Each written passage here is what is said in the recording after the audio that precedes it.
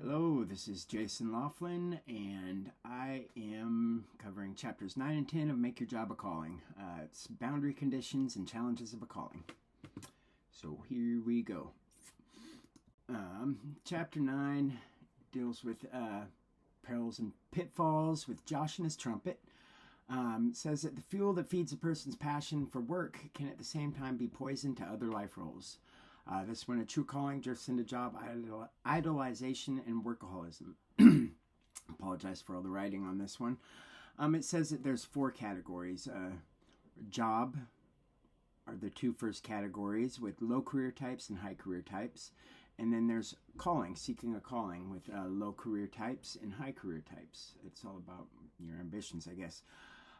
The third group represents a pure calling orientation, according to the book. It's people with feel a calling, but they're low career types, meaning they switch around to find their calling. As far as this applies to me, job idealization versus workaholism. Idealization explains it as a godlike feeling. I can relate to that. My job in the military, I was a nurse in the military. I felt that both of those were my calling, soldiering and nursing. But it did, I thought back then that I was a workaholic. I thought I was in that category. But I didn't necessarily make my hours. They were mandatory. Work was necessary, and I did enjoy getting away from it. Even though I checked off just about every box on the workaholic risk factor checklist.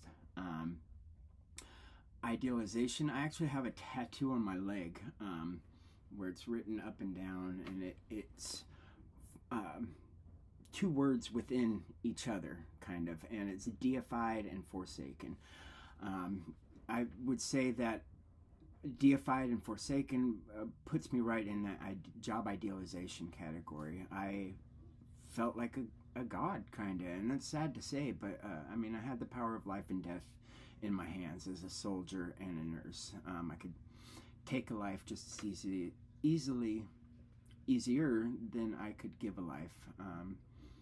And I did, I saved people out on the battlefield, and I kind of got to my head a little bit, so I can understand that. As far as you're letting your calling become an addiction, be flexible and follow the advice in the book.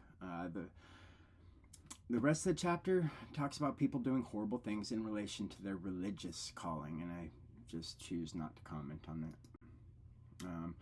Chapter 10 deals with the changing world of work. Career disparities is the first part. Admittedly, I've always been a little opinionated about the topic of if you can dream it, you can do it. I understand and agree with the fact that it's much harder for minorities and lower income people to achieve their dreams, but I do not agree with turning it into an excuse. I'm a white male, so I did have that going for me, but I certainly fell into the category of the lower fifth. And I've done fairly well in my life. I've had challenges and pitfalls, of course, but as far as pursuing my goals, I always felt that I could do anything I put my mind to, and I pretty much did. I didn't have the highest goals, CEOs of a company and stuff, because that's what that's not what I wanted. But I worked my tail off to reach my goals, and I achieved them. Despite all the pitfalls that come about that were out of my control, I still made the repeated conscious decision to keep going and striving towards them. Enough said about that. The pitfalls. The biggest career and life pitfalls that I've experienced can be directly tied into this chapter. The book states that one might expect that people who lose work that they had experienced as a calling may suffer the most, given the extent to which calling enhances the connection of one's work to one's identity and sense of purpose. That was me. Nursing and soldiering were my calling, and I came back from Afghanistan with physical and emotional injuries that took both of them away from me. The impact on me that it had can't be understated. My mental health suffered greatly, and it led to a pretty bad decade. Decade. It it certainly affected me. But don't fret. Fluidity is on your side. Next it deals with adapting to change. I like this little thing that I put up here, this poster. It says, "Some beautiful paths can't be discovered without getting lost."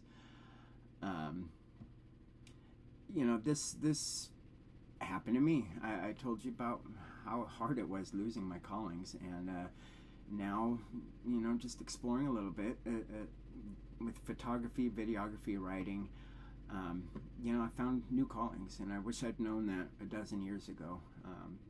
Would have saved me from some pretty hard times. So be fluid.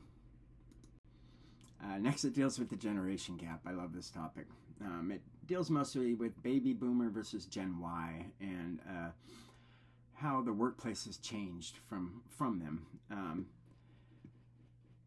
I thought it was interesting. I feel like it was more Xers, such as myself, that instituted a lot of this.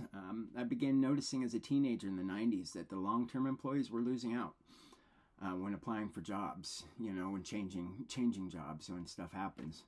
When I first entered the job market, it seemed to be longevity and loyalty that employers were looking for.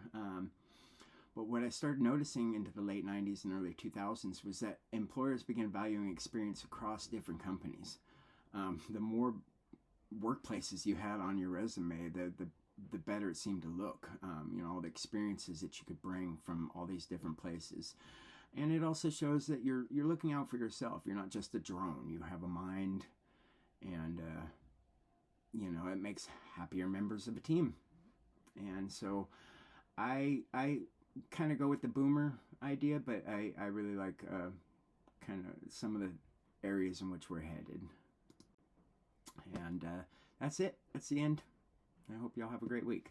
Thank you.